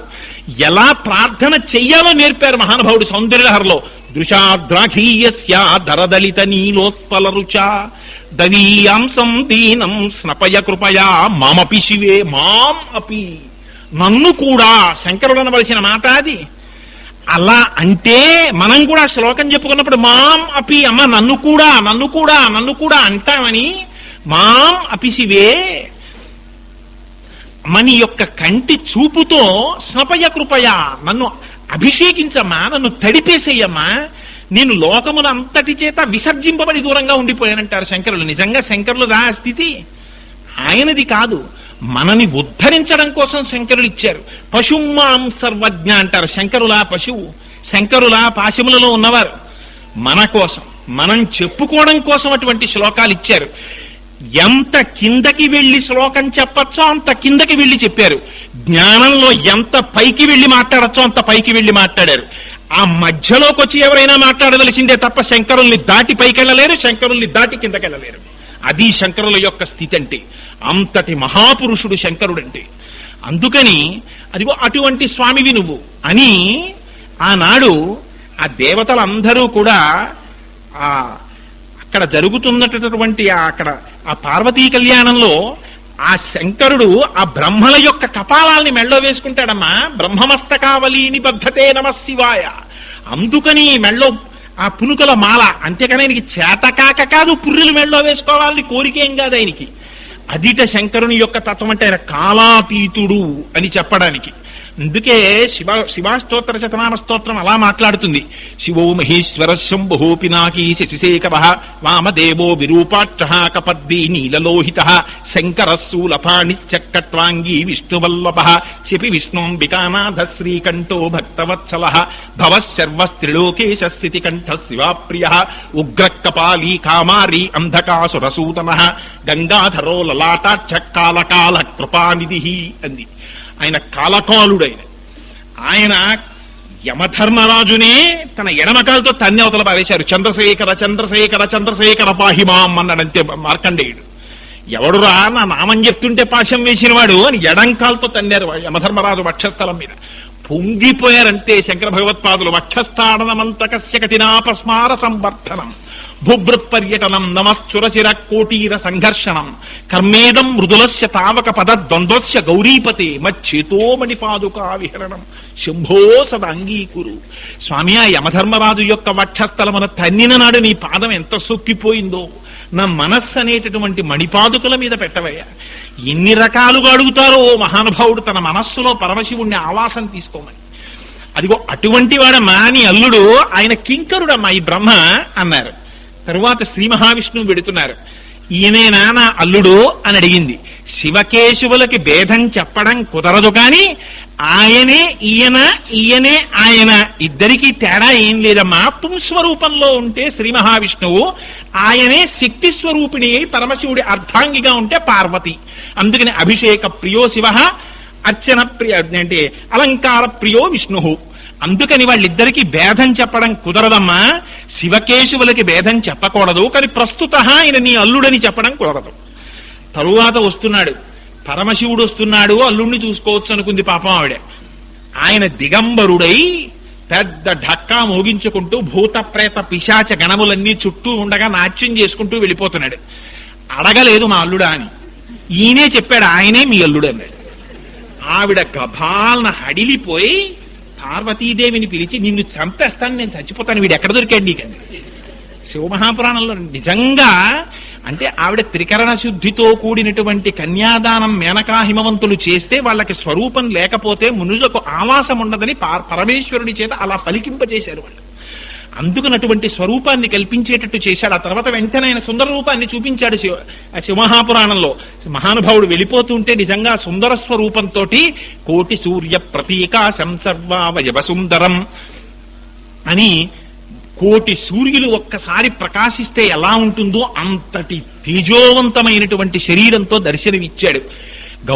గౌరాభం ద్యుతి సంయుక్తం చంద్రరేఖా విభూషితం అని ఆ పార్వతీదేవితో కూడినటువంటి శరీరంతో కనిపించి దర్శనమిస్తే మేనకాదేవి పొంగిపోయింది, వేరు విషయం అనుకోండి. అందుచేత అదిగో అమ్మా పరమశివుడంటే అంతటి మహానుభావుడమ్మా అని ఆనాడు మేనకాదేవికి దర్శనం ఇప్పించారు.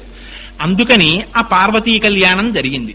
పార్వతీ కళ్యాణం జరిగిన తరువాత ఇంకా వారిద్దరికీ ఒక కుమారుడు కలిగితే ఆ కుమారుడు ఈ తారకాసురుణ్ణి సంహరించాలి. వరం కోరుకున్నాడు కాబట్టి, శివవీర్యము నుండి పుట్టినటువంటి కుమారుడు నన్ను సంహరించాలని కోరుకున్నాడు కాబట్టి, ఆ దేవతల యొక్క అవసరమును తీర్చడం కోసమని పురారామ కృతోద్యాహో నీలకంఠో మహాతపాహ దృష్ట్వా చ స్పృహయా దేవి మైథునాయోపచక్రమే. బాలకాండలో 36వ సర్గలో అంటారు మహర్షి. ఆయన పరమశివుడు పార్వతీదేవితో కలిసి కొన్ని వందల సంవత్సరములు కేళీ విలాసాన్ని నడుపుతూనే ఉన్నారట.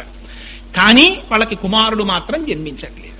ఇందుచేత ఒకటి, అసలు పరమశివుడికి కామవాంఛాతీతుడు ఆయనకి సంసారం ఎక్కడుంది?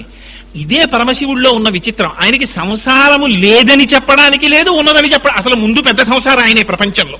శంకర భగవత్పాదులు శివానంద లహరిలో అన్నారు, నిత్యాయ త్రిగుణాత్మనే పురజితే కాచాయనీ శ్రేయసే సత్యాయ అద్య కుటుంబినే మునిమన ప్రత్యక్ష చిన్మూర్తయే మాయాసృష్ట జగత్రయాయ సకలాంనాయాంత సంచారిణే సాయం తాండవ సంభ్రమాయ జటినే నియం పతిశంభవే అన్నారు.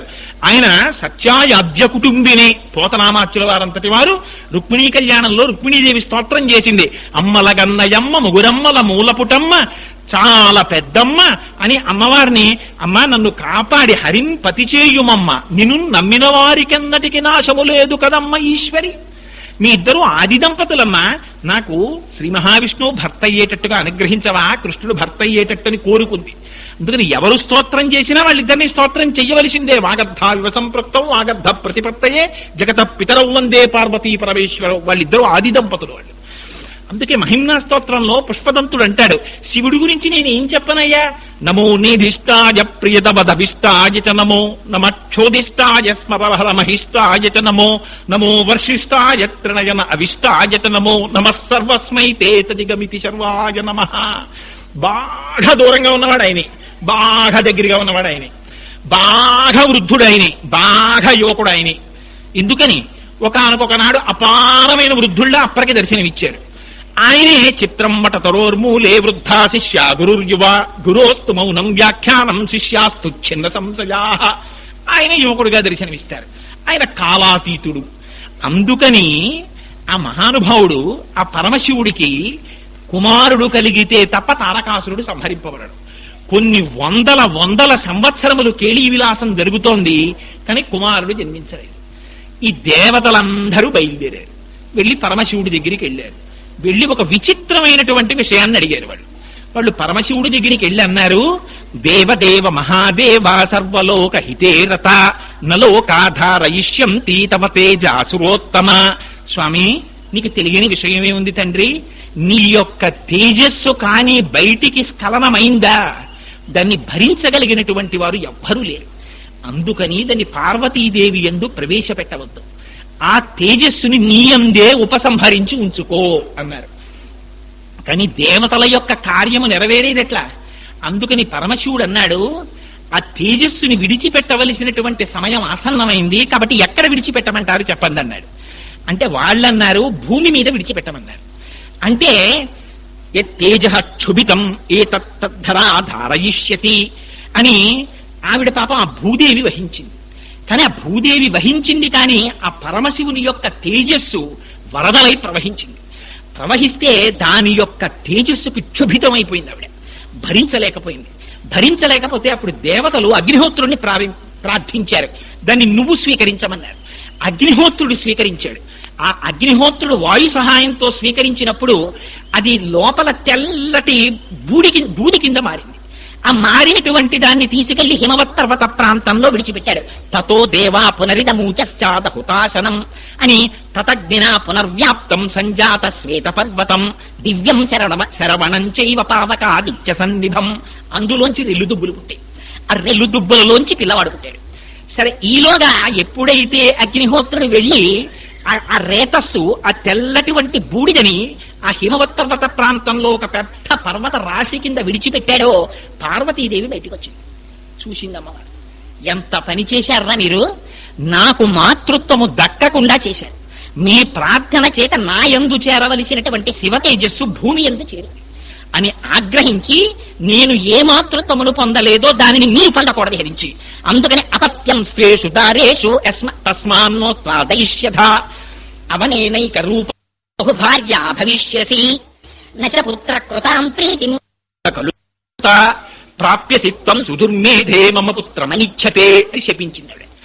ఆవిడ శాపం 2 రకాలుగా వెళ్ళింది. అందులో మొట్టమొదటిది అపత్యం స్వేషు దాయేషు, నీ భార్యలు ఎవ్వరికీ సంతతి ఉండదు. అక్కడతో 33 కోట్ల అనేక రకములైనటువంటి స్వరూపాన్ని పొందుతుంది. ఇది చౌడు నేల అని, బీటలు పడిపోయినటువంటి నేల, ఊసర క్షేత్రమని, ఇదిగో ఇక్కడ సస్యశ్యామలమైన నేలని, అనేకమైన స్వరూపాలు పొందుతుంది. పైగా బహుభార్యా భవిష్యతి అవనేనైక రూపత్వం. భూమి ఉండడం ఒక్కటే, కానీ ఒకే సమయమునందు అనేక మంది భర్తలు ఉంటారు భూమికి. ఎందుకని? అందరూ భూపతులే. ఈ రాజ్యాన్ని పాలించేవాడు భూపతే, ఆ పక్క రాజ్యాన్ని పాలించేవాడు భూపతే, ఆ పక్క రాజ్యాన్ని పాలించేవాడు భూపతే. నీ పిల్లల వల్ల నీకు సుఖం ఉండదు అని శపించింది. ప్రాప్యసిత్వం సుదుర్మేధే మమ పుత్రమనిచ్చతే. అందుకే రాజు భూపతే, రాజు కొడుకు భూపతి. అందుకని ఇంతమంది పతులు ఒక్కసారి ఏర్పడ్డారు భూమికి అని భూమిని శపించింది అమ్మవారు. శపించి లోపలికి వెళ్ళిపోయింది. సుబ్రహ్మణ్య జననానికి ముందే ఇంత పెద్ద అల్లరి ప్రారంభమైంది. పరమశివునికి కుమారుడు పుట్టడం అంటే సామాన్యమైన విషయమా? పరమశివుడు ఇది చూశాడు. ఆశ్చర్యం ఏమంటే అసలు అగ్నిహోత్రుడిలో ఉన్నటువంటి శివ తేజస్సు ఎక్కడో లేదు, శివుడిలోనే ఉన్నట్టు. ఎందుకని? శివుని యొక్క అష్టమూర్తులలో అగ్ని ఒకటి. అందుకే కదండి కాంచీపురంలో పృథ్వీలింగం, జంబుకేశ్వరంలో జలలింగం, అరుణాచలంలో అగ్నిలింగం, చిదంబరంలో ఆకాశలింగం, శ్రీకాళహస్తిలో వాయులింగం, కోణార్కలో సూర్యలింగం, సీతాకుండంలో చంద్రలింగం, కోణార్కలో పశుపతినాథులో యజమానలింగం. ఆ 8 మూర్తులు ఆయనవే. శర్వ, భవ, రుద్ర, ఉగ్ర, భీమ, పశుపతి, మహాదేవ, ఈశానములని భూరంభం చనలో నిలోంబర మహార్నాథో హిమాంశు పుమాన్ ఇత్యాభాతి చరాచరాత్మకమిదం యస్యైవ మూర్త్యష్టకం నాన్యక్కించన విద్యతే మృషతాం యస్మాత్ పరస్మాత్ విభో తస్మై శ్రీగురుమూర్తయే నమ ఇదం శ్రీదక్షిణామూర్తయే అని దక్షిణామూర్తి స్తోత్రంలో శంకర భగవత్పాదులు స్తోత్రం చేస్తారు. ఆ అష్టమూర్తులు పరమశివుడివి. అందుకని అగ్నిహోత్రంలోకి ఉంచడం అంటే పరమశివుని యందే ఉందది వాయు సహాయంతో. అంటే కాలిపోవలసిన అవసరము లేకుండా జీవకళతోనే ఉందది. అటువంటి దాన్ని దేవత పరమశివుడు పార్వతీదేవితో తపస్సు చేసుకోవడానికి వెళ్ళిపోయాడు. వెళ్ళిపోయిన తర్వాత దేవతలందరికీ అనుమానం వచ్చింది, ఇక్కడ తారకాసురుని యొక్క ఆగడములు మీరిపోతున్నాయి. ఎలా పరమశివుడికి కుమారుడు జన్మించాలి, దేవసైన్యానికి ఆధ్యక్షం వహించాలి, ఆనాడు కానీ వాళ్ళ బాధలు తీరవు. అందుకని ఏం చెయ్యాలి? మళ్ళీ బ్రహ్మగారి దగ్గరికి వెళ్ళారు. బ్రహ్మగారు అన్నారు, ఒరే పార్వతీదేవి ఆగ్రహించి శపించింది కాబట్టి మీలో ఎవ్వరి భార్యలు కూడా ఇప్పుడు సంతానాన్ని పొందడానికి అర్హులు కారు, ఎవరికీ సంతానం లభించదు. కానీ పార్వతీదేవి యొక్క శాపము ఒక్క గంగాదేవి యందు మాత్రం లేదు. ఇందుచేత హిమవంతుని యొక్క భార్య మేరువు యొక్క కుమార్తె అయినటువంటి ఆ మనోరమ, ఆ హిమవంతుడికి మనోరమకి 2 కుమార్తెలు కలిగారు. ఒకరు గంగ, ఒకరు ఉమ. గంగని 3 లోకముల యొక్క హితం కోసమని దేవతలు ప్రార్థన చేసి స్వర్గలోకానికి తీసుకెళ్లారు. పార్వతీదేవి పరమశివుణ్ణి ధ్యానం చేసి తపస్సు చేసి ఆయన యొక్క భార్య అయింది.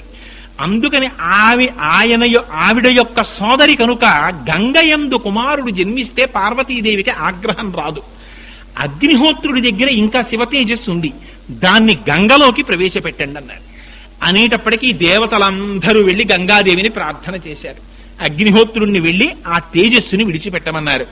గర్భం ధారయ వైదేహీ దేవతానామిదం ప్రియం తస్య తద్వచనం శ్రుత్వా దివ్యం రూపమధారయత్. ఆ గంగాదేవిని ప్రార్థన చేశారు దేవతల యొక్క హితం కోసమని. అమ్మా, నువ్వు క్షేత్రముగా మారి పరమశివుని యొక్క తేజస్సుని భరించి గర్భమును ధరించవలసింది అని. ఆ తల్లి అంగీకరించి ఆవిడ దివ్యమైనటువంటి స్వరూపాన్ని పొందింది. అప్పుడు అగ్నిహోత్రుడు తనలో ఉన్నటువంటి తేజస్సుని గంగలో ప్రవేశపెట్టాడు. ప్రవేశపెడితే ఆ శివుని యొక్క తేజస్సు గంగలోకి ప్రవేశించగానే గంగ సంక్షుభితమైపోయింది. అయిపోయి నా చైతన్యం కదిలిపోతోంది, నేను తట్టుకోలేకపోతున్నాను, ఇది పెరిగిపోయి ప్రవర్ధమానం అయిపోతోంది, కాబట్టి దీన్ని తీసుకెళ్లి ఎక్కడ విడిచిపెట్టేసేయమంటావని అడిగింది. అడిగితే అగ్నిహోత్రుడు అన్నాడు, ఇంతకు ముందు హిమాలయ పర్వత శ్రేణువుల వద్ద నేను కొంత ఆ శివ తేజస్సుని దగ్ధమైనటువంటి దాన్ని తెల్లటువంటి కొండగా అక్కడ విడిచిపెట్టాను, నువ్వు కూడా తీసుకెళ్లి అక్కడే విడిచిపెట్టు అన్నాడు. అనేసరికి సర్వం పర్వత సన్నద్ధం సవర్ణమభవద్వనం జాత రూపమితి ఖ్యాతం తదా ప్రభృతి రాఘవ. ఆ గంగాదేవి తీసుకెళ్లి అక్కడ విడిచిపెట్టేసింది. ఆ విడిచిపెట్టేసినటువంటి పర్వతం లోపల నుంచి అపారమైనటువంటి బంగారు కాంతితో ఒక కుమారుడు జన్మిస్తున్నాడు. అందులోనే శోణితములోంచి బంగారము వెండి పుట్టాయి. అందులోనే క్షారత కలిగినటువంటి దానిలోంచి ఇనుము రాగి పుట్టాయి. మలములోంచి సీసము తగరము పుట్టాయి. ఆ విధంగా లోహములన్నీ కూడా పరమశివుని యొక్క తేజస్సులోంచి ఉద్భవించాయి. ఉద్భవిస్తే ఆనాడు పుట్టినటువంటి కుమారుడు మిరిసిపోతున్నట్ట.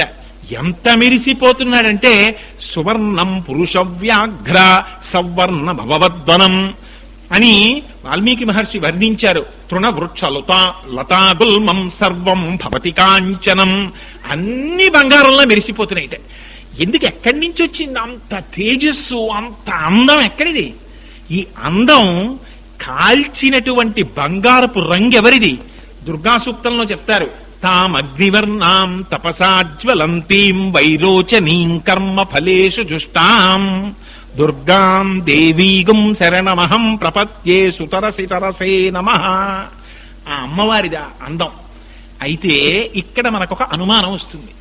ఏమండి, పార్వతీదేవి సంబంధం లేకుండా పుట్టినటువంటి కుమారుడు కదా, మరి స్కందుడికి ఆయన పరమశివుని యొక్క తేజస్సు జారిపోయి భూమి మీద పడడము వల్ల పుట్టిన కుమారుడు కనుక ఆయన్ని స్కందుడు అన్నారు. అగ్నిహోత్రము తేజస్సుని భరించి గంగయందు ప్రవేశపెట్టగా పుట్టిన కుమారుడు కనుక పావకి అన్నారు. రెల్లు పొదలలో పుట్టి పెరిగినటువంటి వాడు కనుక శరవణభవుడు అని పిలిచారు. ఆయనకి పాలివ్వడం కోసమని 6 నక్షత్రముల రూపంలో ఉండేటటువంటి కృత్తికలు వచ్చి ఒకేసారి పాలిచ్చారు కనుక కార్తికేయుడు అన్నారు. 6 ముఖములతో ఒక్కసారి పాలు తాగాడు కనుక షణ్ముఖుడు అన్నారు. కాదు కాదు, కుమారుడు అన్న పేరు ఎవరిది? ఒక్క సుబ్రహ్మణ్యేశ్వర స్వామి వారిదే, ఇంకొకరికి లేదా పేరు. ఎంతమంది దేవతలకి ఎంతమంది కుమారులైనా ఉండొచ్చు, మళ్ళీ ఆ కుమారులకు ఒక పేరు ఉంటుంది. ఎవరికి ఏ కొడుకైనా ఉండొచ్చు, ఆ కొడుకు పేరు ఉంటుంది. ఒక్క పరమశివుని యొక్క కుమారుడికి మాత్రమే కుమారుడు, అంతే. ఆయన కుమారస్వామి, అందుకని కుమారస్వామి అయ్యారు. ఆయన పేరు చివర స్వామి. ఇందాక చెప్పానే అమరకోశంలో స్వామి అంటే అది సుబ్రహ్మణ్యేశ్వర స్వామికి మాత్రమే వర్తిస్తుంది అమరకోశం ప్రకారంగా. ఇందుకని సమస్తము తన సొత్తుగా కలిగిన వాడు. షణ్మత స్థాపకులైన శంకర భగవత్పాదులు ఒక మాట చెప్పారు. శివుణ్ణి పరమాత్మగా అంగీకరించి చేసేటటువంటి పూజ శైవం, అంటే ఇతరులను ద్వేషించమని కాదు దాని అర్థం. అమ్మవారిని పరమాత్మగా అంగీకరించి చేసినటువంటి పూజ శాక్తం. గణపతిని పరబ్రహ్మముగా అంగీకరించి చేసినటువంటి పూజ గాణాపత్యం. అదేవిధంగా సుబ్రహ్మణ్యేశ్వర స్వామి వారిని అంగీకరించి చేసినటువంటి పూజకి ఈ సుబ్రహ్మణ్య సంబంధమైనటువంటి ఆరాధన. అదే సూర్యుణ్ణి పరబ్రహ్మంగా అంగీకరించి చేసినటువంటిది సౌరం. శ్రీ మహావిష్ణువుని పరబ్రహ్మంగా అంగీకరించి చేసినటువంటి పూజ వైష్ణవం. 6గురిని ఈ 6 పరబ్రహ్మములుగా అంగీకరించి పూజ చేస్తారు. కానీ మిగిలినవన్నీ కూడా ఆయన స్వరూపములే అని భావించాలి తప్ప మిగిలిన వాటిని భేదం చేసి మాట్లాడకూడదు. అందుకని శంకరులు షణ్మత స్థాపనాచార్యులు అయ్యారు. అందుకని శంకరుల మార్గంలో ఉన్నటువంటి వారు, శంకర పీఠములను అధిరోహించినటువంటి వారికి షణ్మతములను గూర్చినటువంటి దేని గురించి మాట్లాడడానికైనా వారికి అధికారం ఉంది.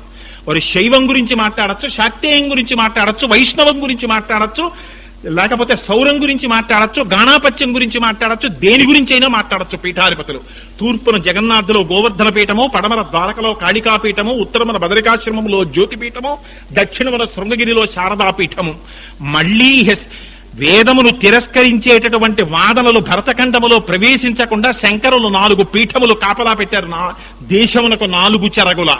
ఆ పీఠాధిపతులకి 4గురికి ఇప్పటికీ ఈ 6 మీద మాట్లాడడానికి అర్హత ఉంది. వారు మాత్రమే ధర్మాధికారులు. అందుకని పెద్ద పెద్ద దేవస్థానాలు కూడా మార్పులు చెయ్యవలసి వస్తే ఈ పీఠాలని సంప్రదిస్తుంటాయి. కారణం అది. అందుచేత అదిగో ఆనాడు అలా ఏర్పడినటువంటి పిల్లవాడికి పాలివ్వవలసి వచ్చింది. పాలివ్వవలసి వస్తే తాక్షీరం జాతమాత్రస్య కృత్వా సమయముత్తమం దదుహు పుత్రో యమస్మాకం అని సర్వాసామితి నిశ్చిత. ఆ 6 కృత్తికలు వచ్చి ఆయనకి పాలిచ్చారు. పాలిస్తూ వాళ్ళు ఒక వరం కోరుకున్నారు. మేము పాలిచ్చి పెంచుతున్నాం కనుక ఈ పిల్లవాడికి మా పేరు మీద కార్తికేయుడు అని పిలవాలన్నారు. అంటే దేవతలందరూ అన్నారు, తతశ్చ దేవతా సర్వాః కార్తికేయమితి బ్రువన్ పుత్రస్త్రైలోక్య విఖ్యాతో భవిష్యతి న సంశయః. ఈ పిల్లవాడిని కార్తికేయుడని పిలుస్తాం. ఈ పిల్లవాడు అపారమైన తేజోవంతుడవుతాడు, ఏ విధమైనటువంటి అనుమానము ఇందులో లేదని వరమిచ్చారు. అందుచేత ఆయనకి కార్తికేయుడు అని పేరొచ్చింది. పుడుతూనే మహానుభావుడికి ఇన్ని పేర్లు ఆయన గుణముల చేత ఆయనకి సంక్రమించాయి. ఆ తర్వాత ఒక్క రోజులో పెద్దవాడైపోయాడు, దేవసేనాధిపత్యం పొందాడు. ఇక్కడ మనకొక ఆశ్చర్యకరమైన విషయం. స్కందోత్పత్తిని గురించి ఛాందోగ్యోపనిషత్తులోను బ్రహ్మసూత్ర భాష్యాన్ని వ్రాస్తూ శంకర భగవత్పాదులు 3వ అధ్యాయంలో ఉండేటటువంటి 3వ శ్లోక 3వ పాదంలో 32వ సూత్రానికి వ్యాఖ్యానం చేస్తూ ఒక మాట చెప్పారట. సనత్కుమారుడు శంకరుడికి వరదానం చేసి తానే సుబ్రహ్మణ్యుడిగా జన్మించాడు అని. చంద్రశేఖర పరమాచార్యుల వారు దాన్ని చదివారు. ఏమిటి ఈ కథ నేను ఎక్కడా చదవలేదే, అష్టాదశ పురాణములలో లేదు, సనత్కుమారుడు సుబ్రహ్మణ్యుడిగా జన్మించడం ఏమిటి అని అనుమానం వచ్చింది. ఎందరో మహాపండితుల్ని పిలిచి అడిగారట. ఎవరూ కూడా ఏమో మరి మేము ఎక్కడా చదవలేదండి అని చెప్పారట. ఆ రోజులలో శ్రీవత్స సోమదేవ శర్మ గారని ఒక మహానుభావుడు అష్టాదశ పురాణములను కూడా అరవ భాషలో రచించారు. వారిని పిలిచి అడిగారు, నాకు తెలియదు కానీ ఎక్కడైనా చదివితే నేను చెప్తానండి అని చెప్పారట. వారు ఒకనాడు చంద్రశేఖర పరమాచార్యుల వారి దగ్గరికి వెళ్లి భిక్షావందనం చేస్తూ వారు అన్నారట, ఈ మధ్యనే త్రిపురా రహస్యంలో 37వ అధ్యాయంలో మాహాత్యకాండలో ఈ సనత్కుమారుడు సుబ్రహ్మణ్యుడిగా జన్మించినటువంటి రహస్యాన్ని నేను చదివాను అని చెప్పారట. ఏమిటా రహస్యం అంటే, బ్రహ్మమానస పుత్రుడైనటువంటి సనత్కుమారుడే ఆయన గొప్ప జ్ఞాని. ఆయనకి ఆంతరము బాహ్యము అని రెండు లేవు, అంతటా బ్రహ్మమును చూస్తూ మహాజ్ఞానిగా ఉండిపోయారు. అటువంటి మహాపురుషుడికి ఒక రోజు రాత్రి ఒక విచిత్రమైన కల వచ్చింది. ఆయనకి అవస్థ ఏమిటి అసలు? అటువంటి వాడికి కలలో తాను దేవసేనకంతటికి కూడా నాయకుడైనట్టు, రాక్షసుల్ని సంహరించినట్టు కలొచ్చింది. ఆయన ఆశ్చర్యపోయారు, ఇదేమిటి సేనాధ్యక్ష తీసుకోవడం ఏమిటి, రాక్షసుల్ని నేను సంహరించడం ఏమిటి, ఈ కళ ఏమిటని వెళ్లి తన తండ్రి గారైనటువంటి చతుర్ముఖ బ్రహ్మగారిని అడిగారు. అడిగితే బ్రహ్మగారు అన్నారు, నాయనా నువ్వు కిందటి ఈ జన్మలో వేద పాఠాన్ని చదువుకునేటప్పుడు ఈ వేద ప్రమాణాన్ని ధిక్కరించేటటువంటి వారి పట్ల వేదమును కటాక్షించినటువంటి పరమాత్మని ఆశ్రయించినటువంటి దేవతలకు విరోధులైనటువంటి రాక్షసుల్ని సంహరించాలని నిరంతరం అనుకుంటుండేవాడివి. అదిగో ఆ జన్మలో సంస్కారం ఈ జన్మలో కలగా వచ్చింది. అందుకుని నువ్వు ఏదో ఒకనాడు దేవసేనకి ఆధ్యక్షం వహించి రాక్షస సంహారం చేస్తావన్నారు. ఈ జన్మలో కాదు కానీ ఏ జన్మలోనైనా చేస్తామన్నారు. ఆశ్చర్యపోయారు. సనత్కుమారుడు వచ్చారు, మళ్ళీ ధ్యాన నిష్టలో కూర్చున్నారు. పార్వతీ పరమేశ్వరులు బయలుదేరి వచ్చారు. ఎందుకని? త్రికరణ శుద్ధితో కూడినటువంటి మహాపురుషుడి నోటి వెంట వచ్చినటువంటి మాట సత్యం అవుతుంది. సత్యం వాళ్ళు పలకడం కాదు, వాళ్ళ నోటి వెంట వచ్చినది సత్యం అయిపోతుంది. అలా చేస్తాడు పరమాత్మ. సౌందర్యలహరిలో శంకరులు అంటారు, జపో జల్ప శిల్పం సకలమపి ముద్రా విరచన అని. వాళ్ళు చేతులు ఇలా ఊపితే ముద్రలు అయిపోతాయి, వాళ్ళు నోటి వెంట మాట్లాడితే స్తోత్రం అయిపోతుంది, వాళ్ళు తిరిగి నడిస్తే ప్రదక్షిణం అయిపోతుంది, వారు పడుకుంటే సమాధి అయిపోతుంది, వారు మాట్లాడింది సత్యం అయిపోతుంది. అందుకని సనత్కుమారుడు పలికినటువంటి మాట సత్యం చెయ్యాలనుకున్నారు పరమశివుడు. అనుకుని పార్వతీ సహితుడై వచ్చారు. వచ్చి సనత్కుమారుని ముందు నించున్నారు. ఎంతసేపు నించున్నా కూడా లేచి ప్రార్థన చెయ్యలేదు. చేయకపోతే ఆశ్చర్యపోయారు పరమశివుడు. నిన్ను శపిస్తానన్నారు. అంటే సనత్కుమారుడు అన్నారు, నాకు ఒకటి బ్రహ్మముగా ఒకటి బ్రహ్మము కానిదిగా కనపడితే కదా, అంతటా బ్రహ్మమే చూస్తున్నాను నేను, నువ్వు శాపం దేనికి ఇస్తావు? అందుకని నాకు బెంగ లేదన్నారు. అంటే పరమశివుడు ముచ్చట పడిపోయారు ఆయన జ్ఞానానికి. నీకు వరం ఇస్తానన్నారు. ఇందాక శాపం ఇస్తానన్నావు, ఇప్పుడు వరం ఇస్తానంటున్నావు. వరం ఎవరికి ఇస్తావు? ఏమిటో అనుభవించాలి వరం చేత? నేను ఆనంద స్వరూపుడనైనటువంటి చిదానంద రూప శివోహం శివోహం, నేను చిదానంద రూపుణ్ణి, నాకు ఇంకా మళ్ళీ వరం దేనికి? నాకు వరం అక్కర్లేదన్నారు. అని సనత్కుమారుడు అన్నారు, నీకు కావాలంటే నేను ఇస్తాను వరం, స్వీకరిస్తావా అన్నారు. అంటే ఈ మాట కోసమే ఎదురు చూస్తున్నాను అన్నారు పరమశివుడు. అని నీ మాట నిజం చేయడానికి వచ్చాను. అందుకని ఇప్పుడు తారకాసుర సంహారానికి కుమారుడు జన్మించవలసినటువంటి సమయం ఆసన్నమైంది, అందుకని నువ్వు నాకు కుమారుడిగా జన్మిస్తావా అన్నారు. అంటే సనత్కుమారుడు అన్నారు, నేను మీకు కుమారుడిగా జన్మిస్తానని వరం ఇచ్చారు. అన్న తర్వాత పార్వతీదేవి చాలా సంతోషించింది. సనత్కుమారుడు అన్నారు, నేను వరం పరమశివుడికి ఇచ్చాను కానీ నీకివ్వలేదు, అందుకని నేను శివునికే కుమారుడిగా జన్మిస్తానన్నారు. అంటే ఆవిడంది, ఇంత విచిత్రం ప్రపంచంలో ఎక్కడైనా ఉంటుందా? భార్యాభర్తలలో ఒకరికి సంతానం కలుగుతుందని వరం దొరికితే ఆ భార్యాభర్తలకే లభిస్తుంది, అంతేగాని ఈయనకే పుట్ట ఆయన ఆవిడకి పుట్టకపోవడం అలా ఉంటుందా? అందుకని అలా ఎలా కలుగుతుంది? నువ్వు నాకే కుమారుడిగా జన్మించాలని. ఆయన అన్నారు, అమ్మా నేను అలా అడగడం వెనకాతల ఒక రహస్యం ఉంది. ఎంత నువ్వు జగన్మాతవైనా, ఎంత ఆ బ్రహ్మ కీట జననివైనా, నేను నీకు కుమారుడిగా జన్మిస్తానంటే గర్భవాసం చెయ్యాలి, యోనిలోంచి అధోముఖుణ్ణి జన్మించాలి, నాకు అది ఇష్టం లేదమ్మా, అందుకని నేను శివుని యొక్క తేజస్సులోంచి జన్మిస్తానన్నాను. అంటే ఆవిడంది, సరే మనం ఒక ఒడంబడిక చేసుకుందాం. భస్మాసురుడనబడేటటువంటి రాక్షసుడు ఒకనాడు తన తపస్సు యొక్క ఫలము సిద్ధించి ఆ వరం నిజంగా జరుగుతుందో జరగతో చూడాలని ధూర్తుడై నా భర్త వెంట పరిగెడితే ఆనాడు నా భర్త అదృశ్యుడయ్యాడు. అదృశ్యుడైతే ఆయనకి కనపడలేదు. కనపడకపోతే నేను మాత్రం మహాపతివ్రతా స్వరూపం కనుక అమ్మవారు తక్షణం నీరైపోయి అక్కడ ఒక చిన్న సరోవరం కింద ఏర్పడిపోయిందిట. దాన్ని శరవణం అని పిలుస్తారు. సరే, ఆ తర్వాత పరమశివుడు వచ్చారు, మళ్ళీ అందులోంచి అమ్మవారు కూడా స్వస్వరూపాన్ని పొందింది. కానీ ఆ తటాకాన్ని అమ్మవారు భద్రపరిచిందిట. అందుకని నువ్వు పరమశివుని యొక్క తేజస్సులోంచి జన్మించి ఆ శరవణమునందు దూకాలి. దూకి ఆ నీటిలోంచి మళ్ళీ స్వరూపాన్ని పొందాలి. అలా పొందితే నువ్వు నా శరీరము నుంచే ఉద్భవించిన వాడివి అవుతావు, నా తేజస్సుని పొందుతావు. అందుకని నాకు కుమారుడు అవుతావు. అందుకని నాకు ఆ వరం ఇమ్మంది అమ్మవారు. సరే, ఇచ్చానన్నారట సనత్కుమారుడు. అందుకని పరమశివుని యొక్క 3వ కంటి తేజస్సులోంచి బయటికి వచ్చారు. వచ్చి ఆ అగ్ని తేజస్సులోంచి వచ్చినటువంటి తేజస్సు ఆ శరవణంలో పడింది. మొదట గంగలో పడి గంగ తెచ్చి శరవణంలోకి వదిలింది. ఆ శరవణంలోంచి లేచి కొండ మీదకెక్కి కూర్చున్నారు. అందుకని సుబ్రహ్మణ్యుడి యొక్క క్షేత్రములన్నీ సాధారణంగా కొండల మీద ఉంటాయి. చంద్రశేఖర పరమాచార్యుల వారు చెప్పిన మాట. అందుచేత ఆయన పుడుతూనే పంచభూతముల మీద ఉండేటటువంటి అధికారాన్ని సూచించారు. ఆయన సుబ్రహ్మణ్యుడు, ఆయన సాక్షాత్ బ్రహ్మణ్యుడు. ఆయనకి మాత్రమే కొన్ని నామములున్నాయి. ఆయన రోగములను నశింపచేయగలిగిన శక్తి కలివారు. ఆయన వంశవృద్ధి కారకులు, వంశకరులు. ఆయన వంశాన్ని నిలబెడతాడు, వంశవృద్ధి చేస్తాడు, పిల్లల్ని రక్షిస్తాడు. మహానుభావుడు అపారమైన జ్ఞానం ఇస్తాడు. అందుకే అగ్నిలోంచి పుట్టాడు, గంగ నీటిలోకి పడ్డాడు, ఆ శరవణంలోంచి పైకొచ్చాడు. ఆయన పృథివీ ఆ వాయు సహాయంతో అగ్ని తీసుకొచ్చింది, ఆ పృథివీ మీద నిలబడ్డాడు, పృథివీ ఆవాసముగా కలిగినటువంటి కొండల మీద. అందుకని పంచభూతములకు కూడా అధిపతి అయి నిలబడ్డారు సుబ్రహ్మణ్యుడు. అమరకోశంలో సుబ్రహ్మణ్యుడి గురించి చెప్తూ నామ